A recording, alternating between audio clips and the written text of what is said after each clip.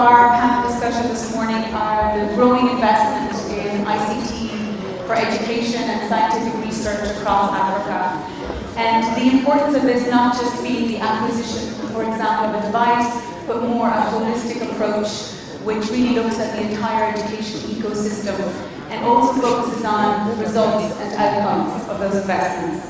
So it's my pleasure to have such a distinguished panel here to share their insights, to share their experiences from their respective countries. So we'll get started, and the first question we have is for Minister Gatare. I'm sure a lot of people here today would be interested in learning more about the role of the Rwanda Development Board as the overseer of ICT investments in Rwanda. Presumably a lot of those work overlap the Ministry of Education and ICT, but it's fair to say that you're the first point of call or port of call for ICT investment in Rwanda. Thank you. So let me explain first the Rwanda Development Board and why it made sense that the ICT portfolio in Rwanda would be managed by the RDB. When the Rwanda Development Board was established, the rationale for establishing the board was to create a single body that would interface between the private sector and the public sector, so that whatever facilitation that private investments require from government can be sourced from this single point. And so it was in that context that it was seen that ICT as an enabler for A, development, B, economic growth and development, and C, for really increasing efficiency both in private and public sector, it made sense that it would be housed within this entity. But the second reason was because the vision for ICT was seen to be developed and championed by private investment. And so it also makes sense that ICT would be within this institutional setting that is tasked with championing, mobilizing private sector into the country. Lastly, though, it also makes sense within the context of the institutional setup of our country.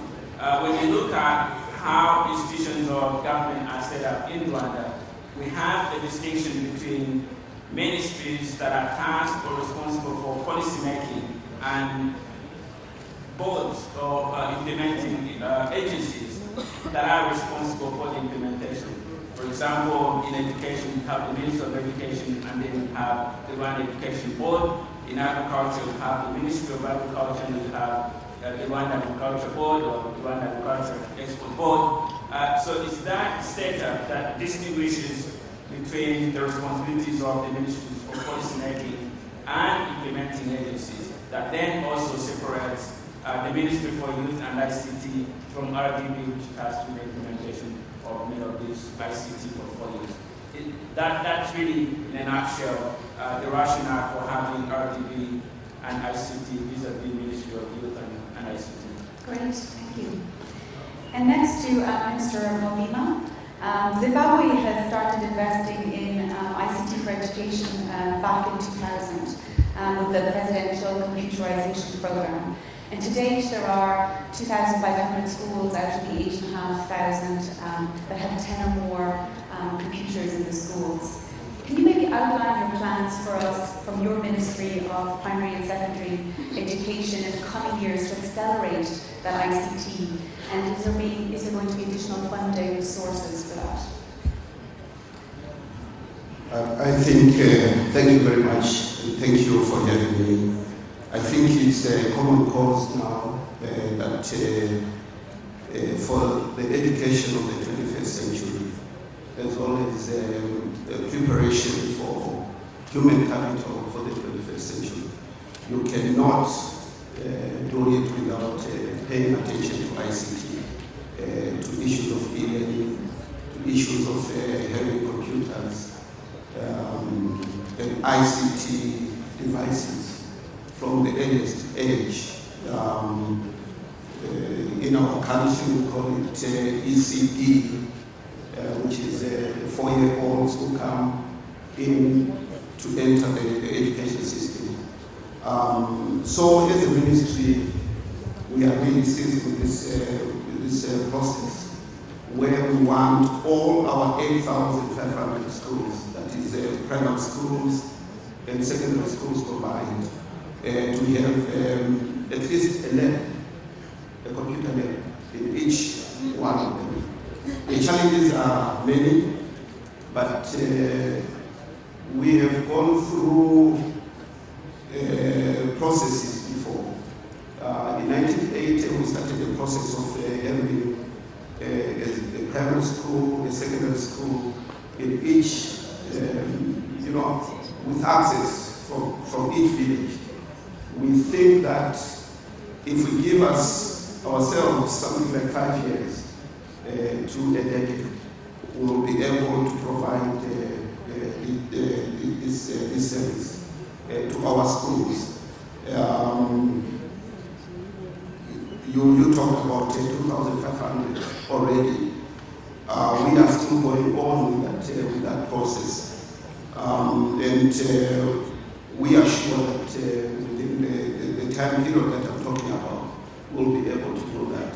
Challenges include infrastructure, especially in the area of electricity, in the area of connectivity.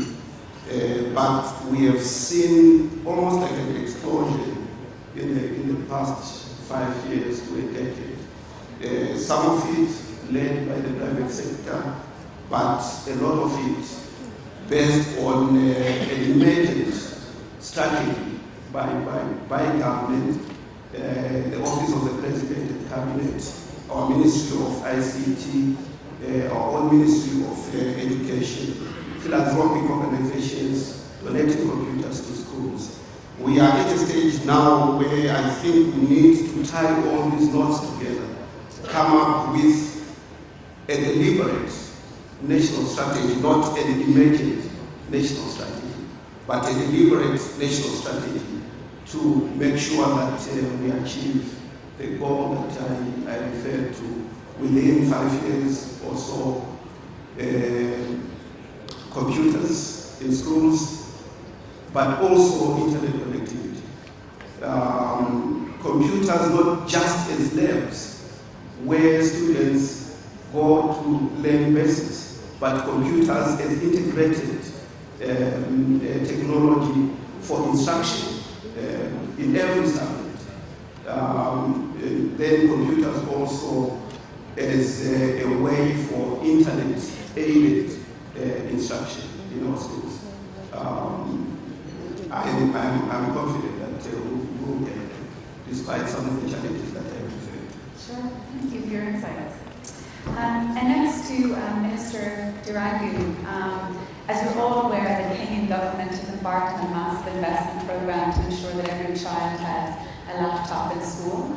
I know the policy is in its early days, but perhaps you could talk to us about how this central government policy trickles down to the county level. Thank you, and even for the honor to be here to talk about ICT and education. One thing I would like to say before I talk about the policy is that education, we are not happy, most of us, the way it is going. The children do not enjoy learning. And when you go to the classrooms and you try to investigate why children don't enjoy learning, they even beat and go to school, you find that it's because they're still using the traditional way of teaching, where the teacher goes in front of the classroom and lectures and give the children work, maybe go to the, like if it's mathematics, go to exercise days, do number 1 up to 10 or something like that. And that is why they do not enjoy learning. When the laptop project was announced by our president, because it was one of his objectives, that when he gets the power, he's going to make sure that there's digital learning in the schools and children enjoy learning. In the counties, in Kenya we have the 47 county governments, and then we have the national government. In the counties, it was received with mixed reactions. First, there was a lot of excitement, and as a matter of fact, most of the education in primary schools in Kenya is provided by the private sector, and we find this has also increased the gap between the rich and the poor, because most of the rich people take their children in the private sector, and they have all those facilities, including the laptops and tablets and many others. So when it came, it was received with a lot of joy, and children were waiting eagerly for the laptops because they knew now they have something to look up to. Unfortunately, due to some issues, not yet, but they're still hopeful that the laptop project is going to get into the schools. Now, what we did as counties, first of all, like we had discussions yesterday, people are saying, how do you give laptops to children who are learning under the trees? Education in primary school in Kenya is free since 2003, and therefore there are so many children, so they are not able to actually all get into a classroom. Some of them learn under the trees. But what we actually told people is that you don't need a roof for you to have a learning facilitator, because what we do is that ICT facilitates learning, makes learning more interesting. So with that, everybody now became excited that you can even have a laptop even at that tree. And what we did, like my own county, which is Kiambu County, we also say if the class 1s are going to receive the laptops, is there a way, as a county government, we can make sure that early childhood children also learn what are these computers all about? And we have been partnering with various people. IBM is one of our partners. They have actually given us kids smart learning, because we find in our early childhood, the poor do not go to school.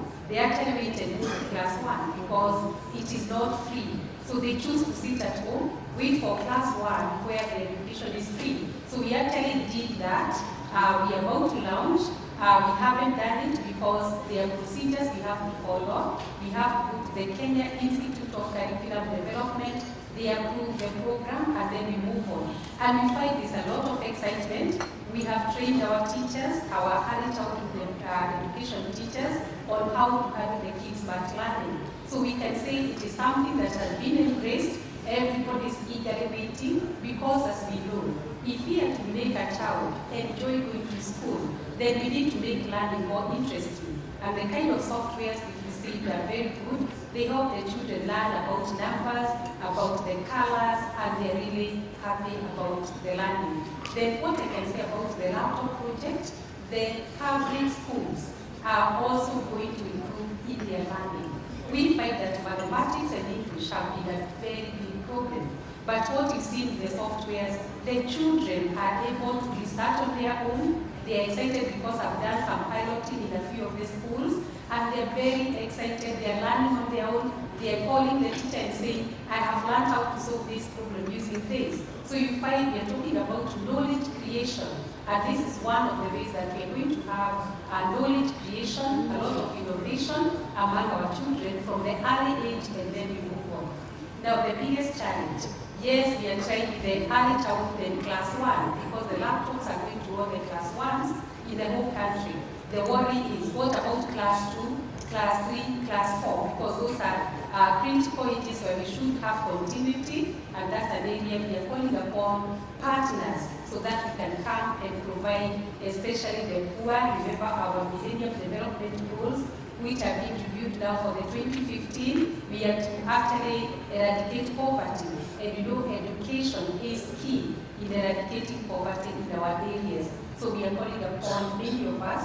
We move with this ICT, because I have been an ICT mathematics teacher, and I know when we use ICT, children understand better. Even I know somebody will be talking about the Texas instrument. Where do you bring it into the public schools?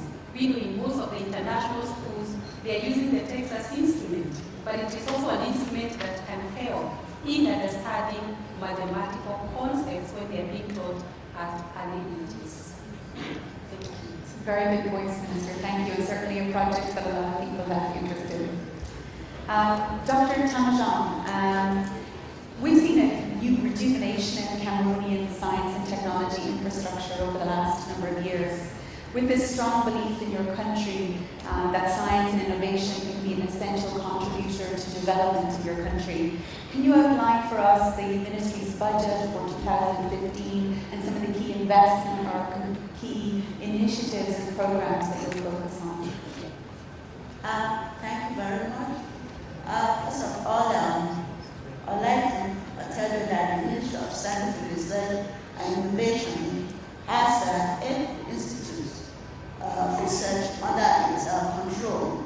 You have the Institute of Medical and Medicinal Plants, you have the Institute of Agronomic Research and Development, you have the Institute of Mineral and Geological Research, you have the Institute of National Cartography, you have the Institute of National Atomic Radio Agency Protection, and you have the Institute of Local Material and Promotion, and you have the National Center for Technological Development and the National Institute for Educational Research.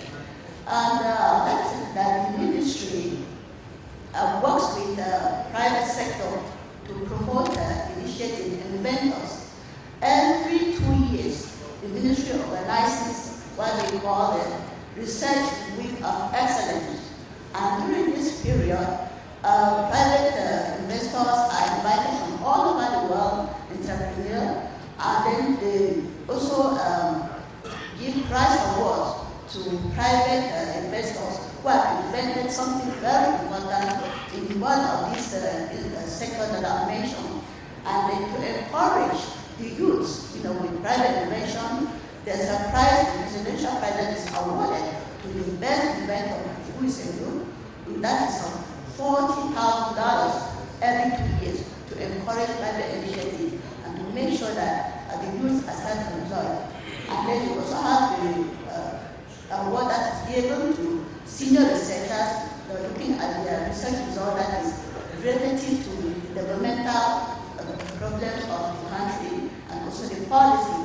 And now we talk of the budget. Well, for 2015, I cannot tell you for 2015 because presently the National Assembly is in session to look at the budget of every ministry. The ministers are there defending, and that's why you see most of the ministers that are invited from Cameroon couldn't be able to defend their budget. But I can tell you of the current budget for 2014. For 2014, the investment budget is $13,500,000.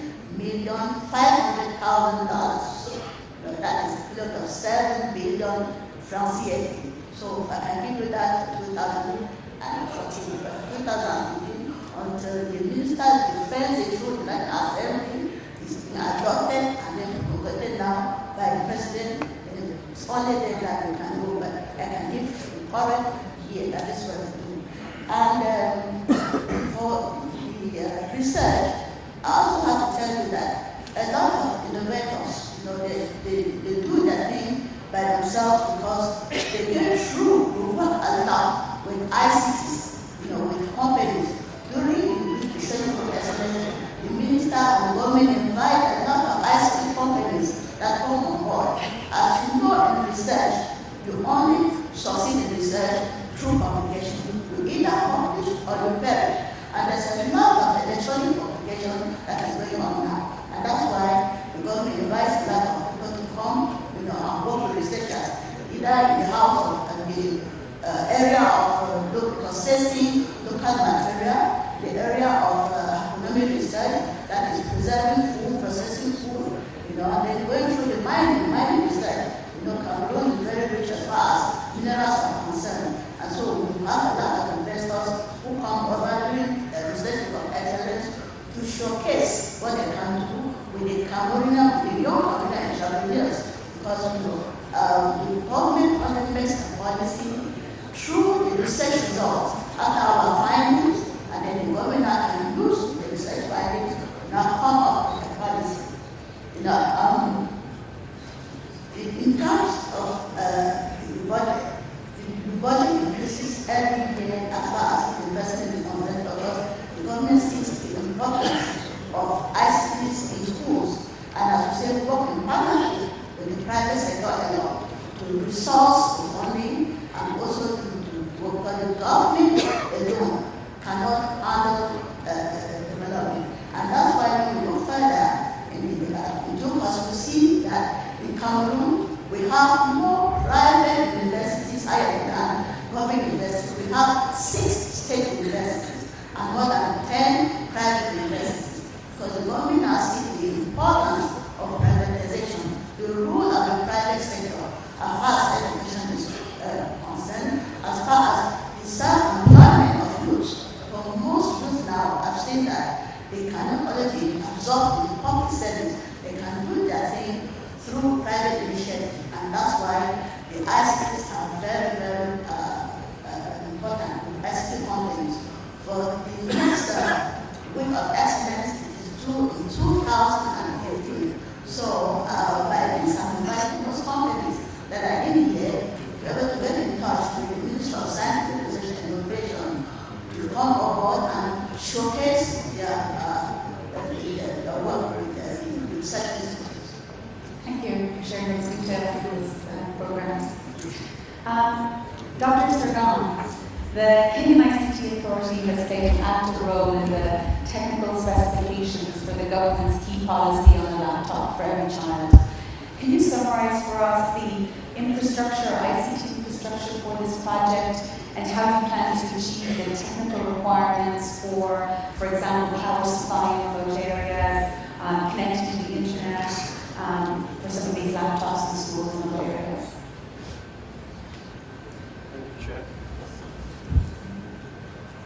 Thank you very much, Chair. Before I answer your question, just want to make a comment on the whole vision behind the laptop project. It's one of those visions which I think history will tell that it's very difficult when we look at it now, but the impact maybe in the next 5 years will have a very transformative effect in our country, and not so much in the ICT, but on other areas, which I don't know whether this is the intention, but Esther, my colleague, has mentioned that a lot of schools in Kenya, a lot of children actually go to schools under trees, and this is true for most African countries, and also there is no power. And therefore, by the time a laptop comes into the classroom, a lot of effort will be made to make sure that laptop is safe, at least at the very least is safe. So, it will not be under a tree. And therefore, I see that in the next 5 to 8, 10 years, as the project is launched, there will be a lot of schools, and there will be power. So I can see the effect much more, and of course as power goes around towards the schools, the communities get power, and the shopping centers get power. So there will be a lot of development effect, which is actually a byproduct of this program. Now, ICT Authority, where I work, is a national agency that deals with ICT issues in Kenya. And the laptop project is under the Ministry of Education. So we come in as technical advisors and also provide the technical capacity so that the laptop project takes place. And there are 2 areas I'll talk about. One is the ICT infrastructure, and it comes in 2 forms. Right now, where the country has put in place fiber optic cables across the country. The project was completed a few years ago, but this 2 months ago, phase 2 was launched, which connects now the towns. So in the next 2 years, all the towns, major towns in Kenya, will have a fiber connectivity, which connects the country all the way to Mombasa, to the undersea cable. And also, there is a project which is called Last Mile Connectivity Project. And this one also picks up from where the movie is in the town and puts wireless or Wi-Fi equipment so that there is connectivity in the offices. Now, these two projects target schools, hospitals, government offices, and everywhere else, and therefore it will enable the laptop project to complete its phase. What has happened also is that because almost 80% of schools in Kenya do not have power, a lot of attention has been paid, and the ministry in charge has been tasked to make sure that there is power.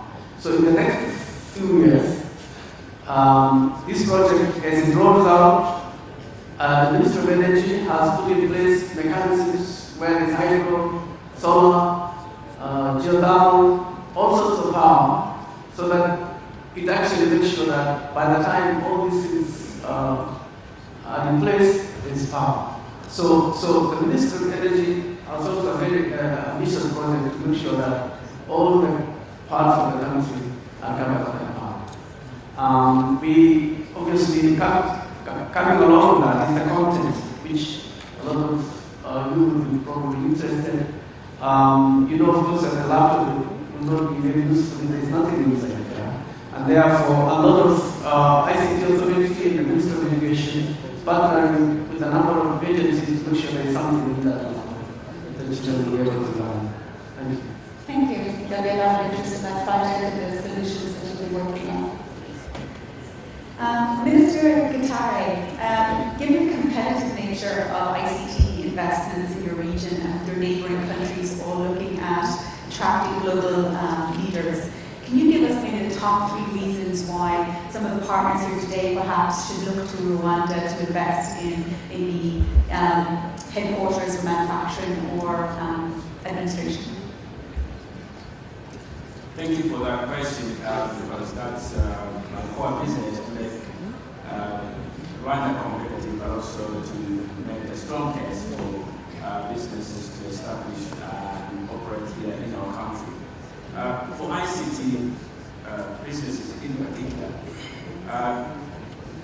I'm not convinced that the approach is necessarily through competition. I believe there is plenty to do with collaboration than competition, particularly in this region, East African region. When you look at the approach that is being taken under the East African infrastructure network, there is an approach that looks at collaboration, scaling, cooperation, and building the core competencies that will make our region competitive vis-à-vis the rest of the world. But Rwanda has got its own unique competencies that should make a strong case for businesses to really establish here. We have been very aggressive in undertaking business reforms to make this country very competitive when you look at the various indicators that are captured globally, whether through the World Bank doing businesses where we report, whether it's through the World Economic Forum, whether it's all other international indices that capture competitiveness. We have made doing business here in our country extremely easy and low cost. And that should be a compelling case to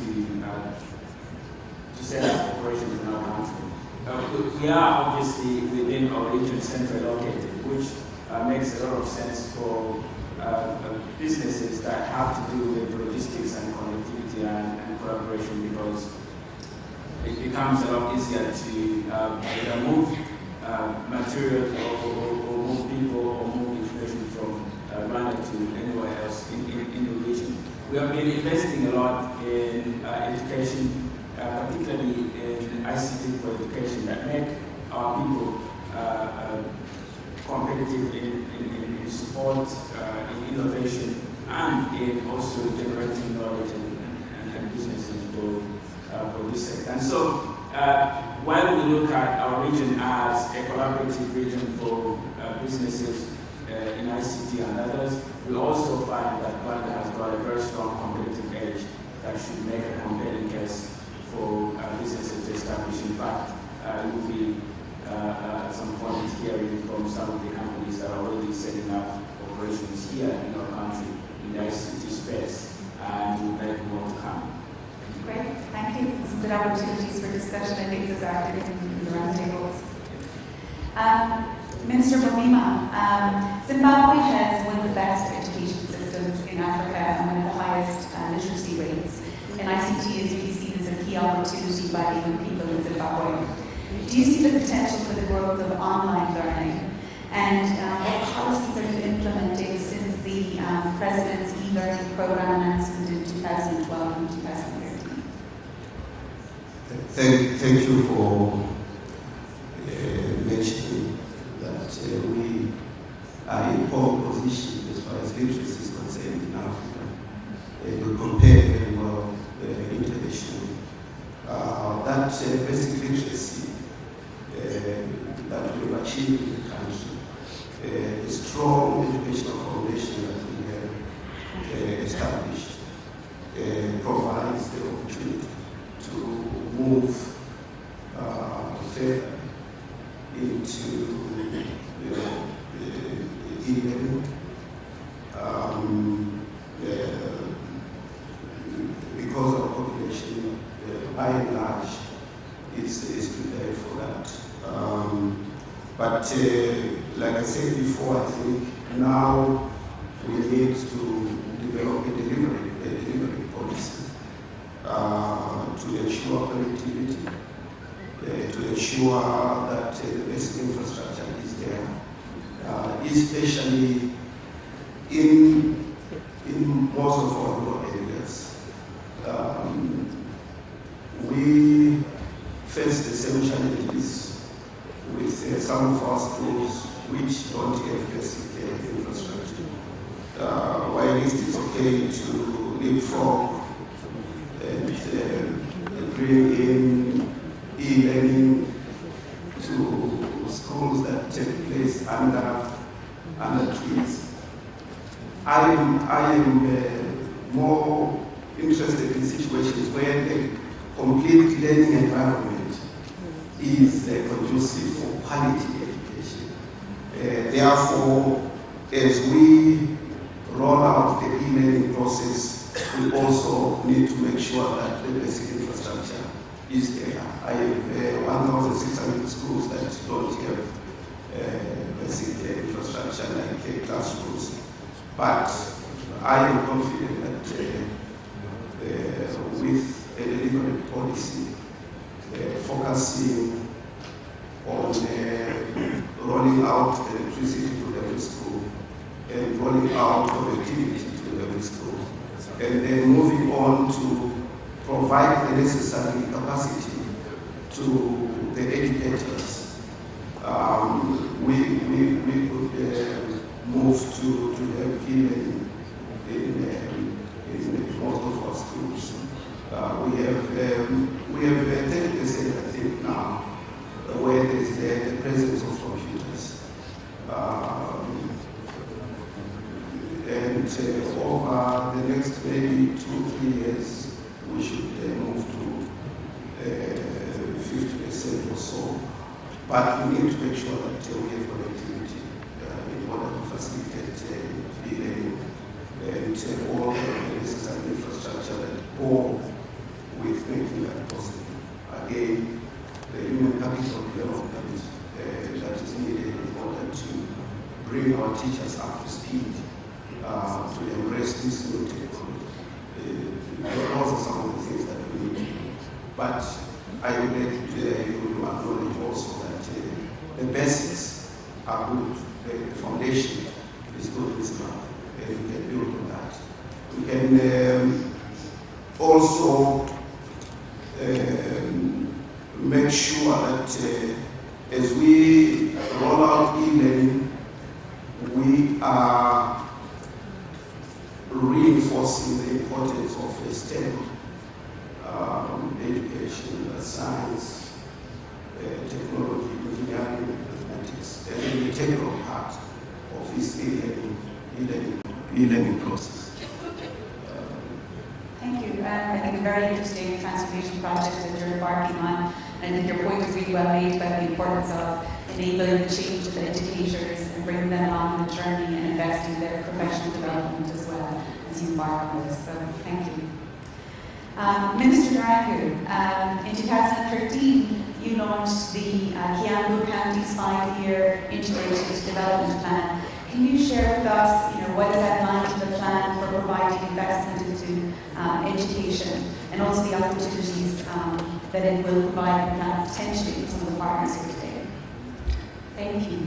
In our county development plan, education is one of the key pillars because, like I said before, we believe that education drives the other sectors. One of the things in the CADP, the County Development Plan, Integrated Development Plan, is the early childhood education.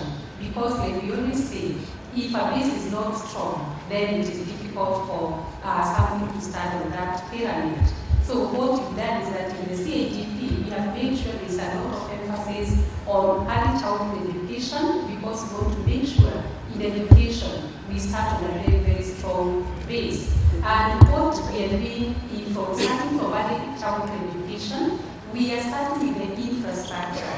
As we know, in Kenya, although from 2003, there has been free primary education, the early childhood education was not part of the free primary education. And that is why I said from the beginning, most of the children from the poor families were not accessing early childhood education. They are locked in the houses, and when they reach class 1, they go there. So what we are doing is investing a lot in the early childhood education. We are doing the infrastructure, and this is an area I would say that there is a lot of partnership with the private sector because as we are doing the designs, most of the private sector, they have very good designs, they can advise us, like the children's learning corners, because like when I go around our county, I see the corners are not taken care of, the classrooms are too tiny, and therefore the children are limited in their own learning. So that is one of the areas I would say. Then in our CADP, there are 3 key things in education: access, equity, and quality education.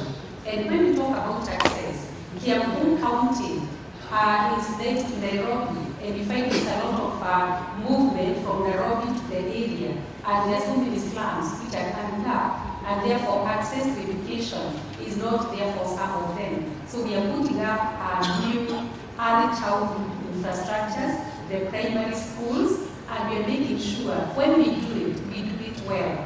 We don't just want to do very many. So we make sure that if it is an early childhood education classroom, we make sure that we put up the classroom, we have the swings for the children, we try to get computers for them so that at least they can enjoy learning. The other thing we are doing for the poor children in the area is that we have introduced a feeding program.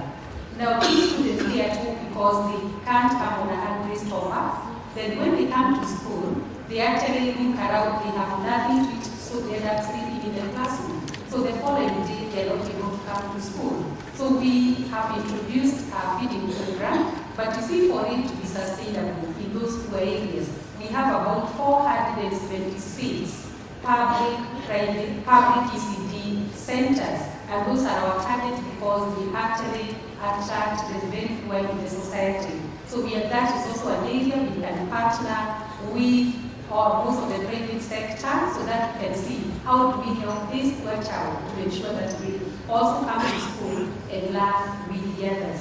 The other area also in the primary sector, we have a lot we are also trying to do because you cannot have a very good early childhood development center and then that child after 2 years, you are telling them to join another area without infrastructure where even the classrooms are dilapidated. So we are also looking for partners where we can do the classrooms in those areas and also in the private in the secondary schools. Then on the issue of equipment, that's also an area we can partner very well with the private sector because we need equipment for both the primary and the secondary. We are also doing vocational education within the counties. And again, we are doing equipment for those areas, and that is another great area for partnership with the private sector.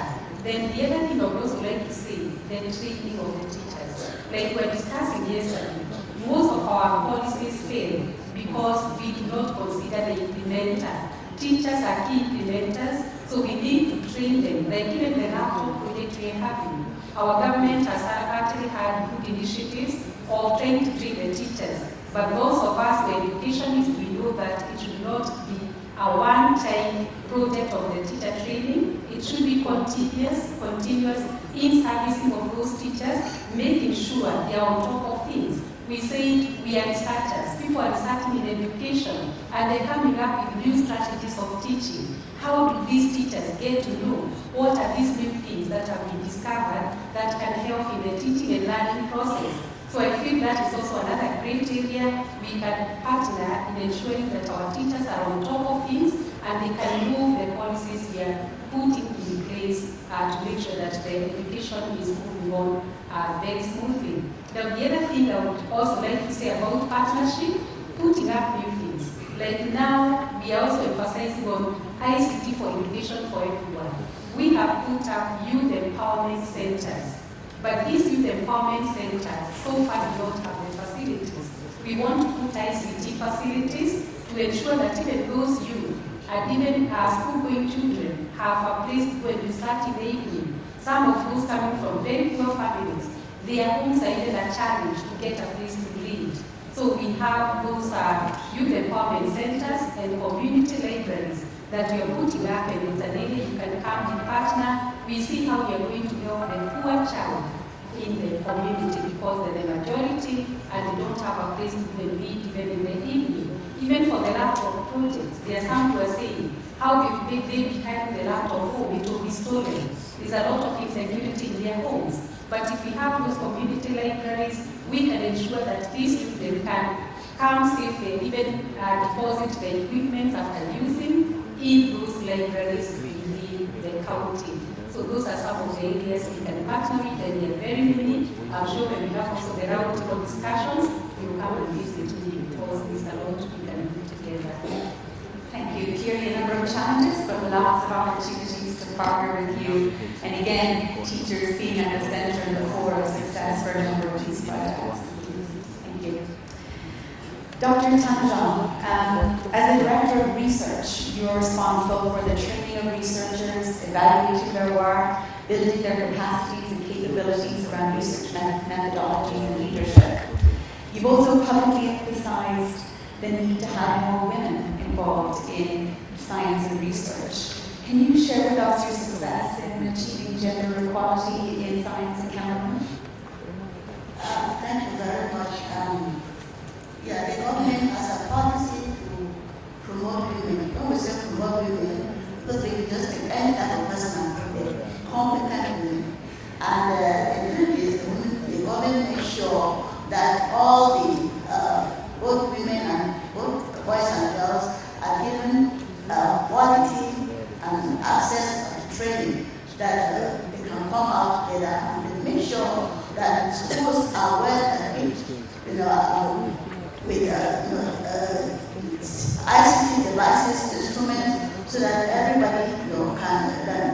One of the ways that the government has done this is in Cameroon, where you can import, you can export your ICTs without the value added tax to be tracked off by the government. And that is another way of also giving the opportunity to the poor and the rich to acquire the ICT instrument, and also for companies that are coming in to make sure that both boys and girls have equal access to education. Following the 2011 recruitment that was done by the government, 25,000 youths were recruited. And I will speak for my institute, Institute of Educational Research.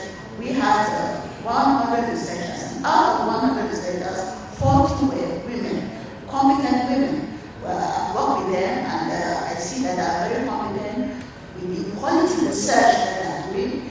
And in order for them also to work well, as I told you, ICTs are, an inevitable part of research, because you need the ICTs to carry out research, to know what is happening in other parts of the world. Research that has been done in the various subjects that they are doing, and women are being encouraged to carry out this research. government gives the exoneration to the diaspora who work in partnership with the diaspora. The diaspora empowers the women a lot, through education, be it higher education, be it secondary and primary. They ship a lot of ICT materials, every year, and the government has made it very flat for everybody who's trying to ship ICT equipment to Cameroon. So you are not bothered at the position. I can go out, buy my ICT, my laptop, and passport. Nobody bother me at the airport. Where do you buy it from your receipt? And you have your laptop, yes, madam, and a pass. So, and a lot of NGOs are being encouraged, to provide ICTs to girls, on a conflict basis, not just any type of girl. So the girls are being encouraged. Don't say you are weaker sex or you are there, you have to work hard, and they give you the opportunity to work hard as boys so that you go through. And then you have competition. Sometimes the government lodges competitive exams, and then they make sure to give scholarship to the best planning girl. And so, even in science, to show you how the government promotes girls in science. You have the African Institute of Mathematical Sciences, one of the branches is based in Cameroon, and the intake last year, there were more girls than boys, in every level of education. You see girls are coming up, girls doing engineering, do engineering, do pharmacy, do medicine. So, it's not like you are just there for the liberal arts. What a girl and a man can do better. I'm always give them that encouragement, in research to give them the grants. And you know that, as I talked earlier, every year the government, purchases computers, puts it in its budget. Every institute, for the researchers, make sure that they work very well. That is for research. Every institute has a budget just for ICTs. And you don't buy because you are married or you are giving birth, you cannot be So the government has equal opportunity for women in Cameroon to excel and become whatever they want to be. And that's why you see, even in the last statistics in higher education, there are more girls than boys. In the computer science, they excel. In mechanical engineering, they excel. Thank you for sharing some great work that you're doing there. Mr. Sergon, Kenya is a signatory on the UNESCO 2012 Paris Declaration on Open Education Resources. How does this resonate as an innovative ICT for education as part of the overall Kenyan National ICT Master Plan rolled out by your coalition? Yes, Kenya is a signatory to the Paris Declaration on Open Educational Resources. I believe that initiative for UNESCO is to ensure that resources in education are open. And Kenya has a number of initiatives towards that, and therefore they had no problem signing that. I would say that I just wanted to mention a little bit about the Kenya ICT Master Plan. The Kenya ICT Master Plan is an initiative from the Ministry of Information that was launched earlier this year. And the master plan is implemented through ICT Authority, where we are the implementers. And it has three key foundations. One is the human capital and workforce development. The other one is the integrated ICT infrastructure. And the third one is the integrated information infrastructure. I'm mentioning this because this is where the initiatives of open data comes in. Under each of these foundations is a clear plan of how to achieve them by 2017. And in each of them, we have key drivers, we have desired outcomes, and we also have what we call flagship projects to drive to achieve these foundations. One of them is an initiative called the Open Data Initiative. ICT authority, through funding from development partners, is partnering with a number of agencies to make this open initiative a reality. In this initiative, all the data that is useful, that is about ourselves, about education, about agriculture, health, that is not private, public. And right now, it's in different formats. You can't get it. It's in a paper form, it's somewhere. So this initiative is meant to make sure that all this information that is useful to the public is accessible it's done so that it's accessible in a form that can be useful. So this initiative is ongoing at the moment, and eventually it will actually help some of the initiatives like UNESCO. This is going to have a lot of opportunities.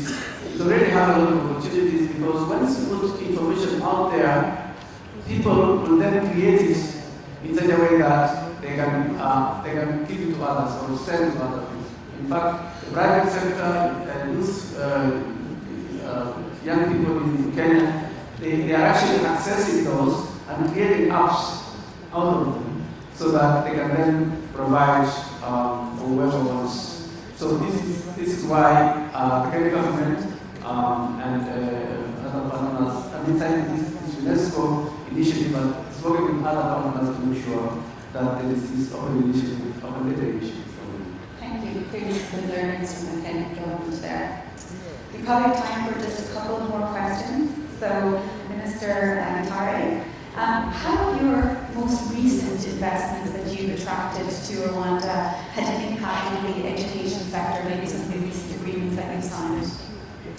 Thank you. Let me start with some of the investments that we made in the ICT infrastructure.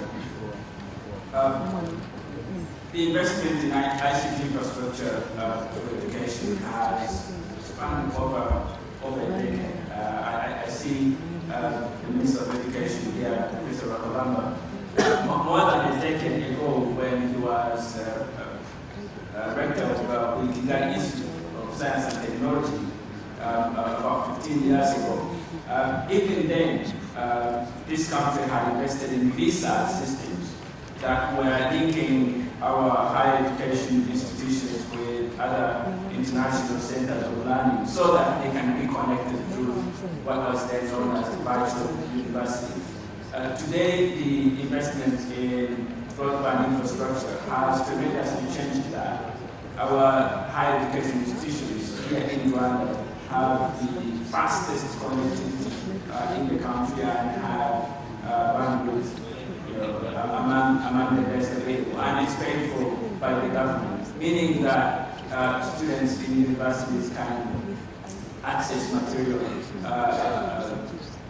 outside the country, collaborate with other students, both within the institutions and outside, and really improve their learning experience. The other initiatives have had to do with investments in the primary school education laptops. People here are familiar with the all PC units. Rwanda was a champion in ensuring that Rwandan kids in primary schools have sufficient core PCs to use. And now we have gone further to collaborate with investors in IT, manufacturing and assembly of these units here in Rwanda and improve their performance also into both high school as well as professional usable type of laptops. All these investments are making it not only more efficient learning, easier, but also to create value. But it's also making it creating more opportunities for business, because in actual fact what it means now is that new opportunities for investment into education have opened up. Imagine now opportunities, for example, for running a university without having to worry about the real estate that comes with traditional universities. it also means that opportunities for collaborating with skill sets that are developing in this country can happen both virtually and on the ground. Spend investment into an institute like Kennedy Mellon University that is well known around the world, that has opened up a campus here to really service the East African region. But with that, it means that our engineers, our technicians, and our computer scientists are being trained with cutting-edge technologies that make them competitive with the rest in the world. So a lot is happening. Generally in the ICT space, in infrastructure, in software engineering, in training, and setting up a business environment in the country that makes it a good opportunity at this moment to do business in our region and in Rwanda, and in fact, opening up greater opportunities for young people to learn. Thank you so much. And with that, I really want to thank each member of the panel here today for taking time to share their learnings, their experience, and their insight with us. I think it was very valuable indeed. In closing, I guess I just want to say that Microsoft is deeply committed to education in Africa and has had a long history of partnership with African countries. And one of those partnerships I will kind of highlight in the closing video is a partnership that we did in conjunction with the British Council on the Badilko project in Kenya, which really outlines where the impact of some of these investments in ICTs really trickle down to the individual student and the impact that they can have on their lives, and also more importantly on their aspirations. And this is the story of one such student, Cameroon.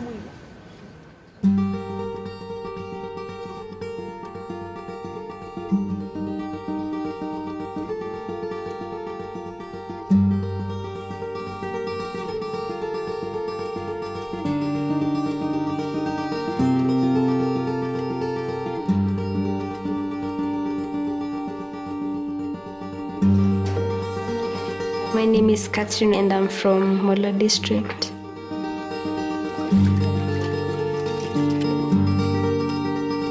I live with my dad, my mom, my elder brother and my elder sister. Life is challenging for most people in Molo because most of them are unemployed. Life for most students is also challenging because they don't have electricity, most of them at home. They have siblings to take care of, people who depend on them.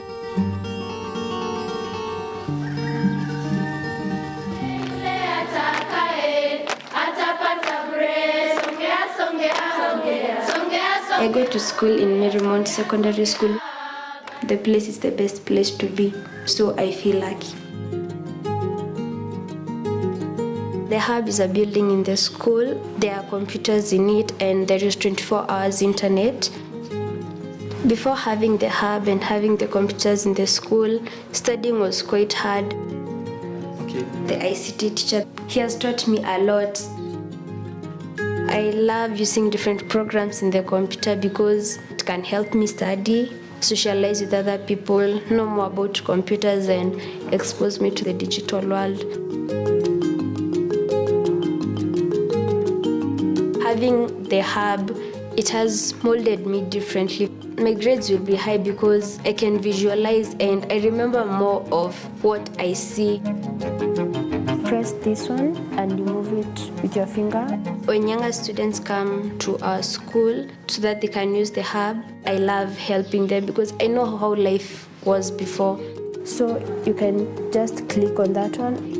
When I'm older, I like to finish in high school with a very good grade, then join university so that I can do international business administration and management because I want to create employment.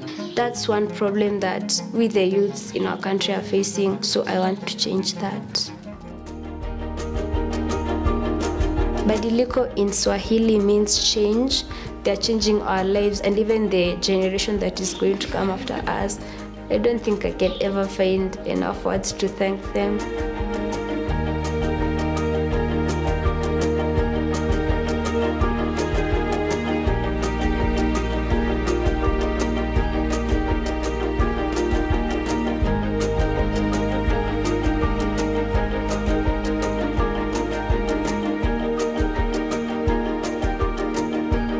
Asante sana.